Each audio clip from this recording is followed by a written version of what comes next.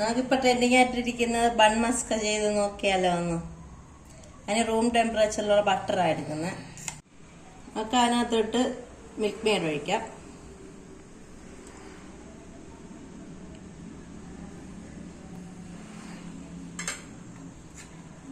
നന്നായിട്ടൊന്ന് മിക്സ് ചെയ്യും. ഇതിനകത്ത് വാനില എസൻസ് കൂടെ കാണിക്കുന്നുണ്ട് ചില വീഡിയോയിലൊക്കെ, അത് പക്ഷെ കയ്യിലില്ല.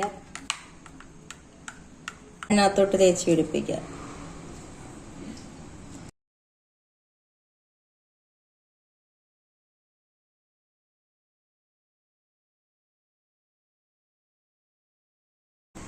പറയാം നമുക്ക് എങ്ങനെ ഉണ്ടെന്നുള്ളത്.